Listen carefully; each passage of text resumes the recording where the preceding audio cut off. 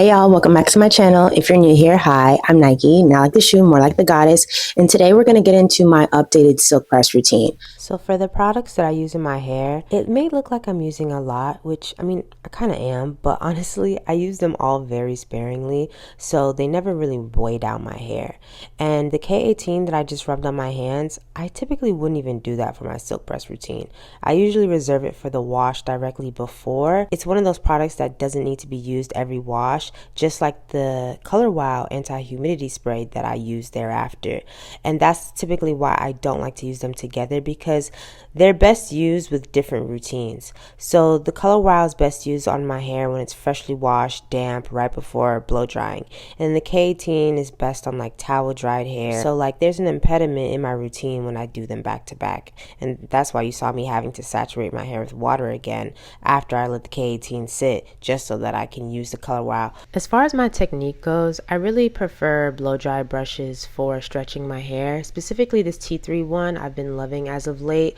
I think the round brush is my favorite. I'm not a big fan of paddle brushes just because when it comes to my roots, I think the round brush gets to it the easiest as opposed to like a comb or the paddle. And I feel like this brush specifically is really good at maintaining the hydration in my hair while still drying it and giving it that soft, silky texture. After I'm done stretching my hair, I love incorporating the method of just twirling my hair into a bantu knot and tucking it away. This is something that I do in the shower as well when I'm conditioning, so I just brought it over to my silk press routine because I think it's really useful. It keeps tension on my roots. It allows for my hair to like calm down and not swell up again from the heat because it's so compact. And then because it's so compact, it's the perfect time to add in that leave-in. Like I use the BioSilk, and it's just conditioning my hair even further while I work on other sections. So I'm not freshly putting it on right before I straighten. It's just, honestly, I love it. When it's time to straighten, I do incorporate the one pass method. I'm not running over my hair several times. I mean, I'll hit the roots like 1, 2, 3, but then the rest of the way it's just one pass. I think the goal here is to move slowly. And if you notice, I incorporate the same kind of method with blow drying, because with blow drying specifically, I find that a lot of people would be running over a section like 15 times, and it's because they're not allowing the heat to be properly distributed. Because when you move slowly, the heat is being evenly applied with the tension, and then with the flat iron, it's a higher heat setting. So make sure you get the proper heat the first time around so you don't have to go back the second. Trimming my hair is a combination of hand-eye coordination, memory, and God's favor. I really can't explain how I do it, so if you're not accustomed to trimming your own hair, definitely go to a stylist that you trust. But I'm also not really trimming. It's more like a dusting every few weeks. I'm really just evening out my hair, and if I miss something one week, I'll just get it the next time. And no, I have not mastered a curling iron yet. I do have the T3 curling iron, but before I burn off my hair trying to figure that out, I'm gonna just use my T3 flat iron that hasn't failed me yet. So I just curl my hair away from my face, clip it with the same clips that I use for the blow dry section, and then hit it with some hairspray. I let it sit for a few minutes after I do the last section, and then when I take it down, that's when I put in my flexi rods.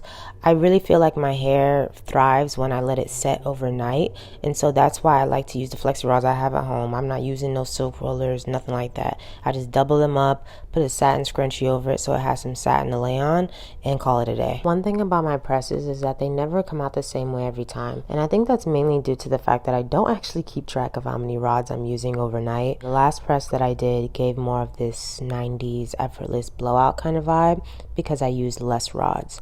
And then this press gave more of a 70s bombshell chic kind of vibe because I used more rods. So it really just depends on how many you're using and then how much you tease it thereafter.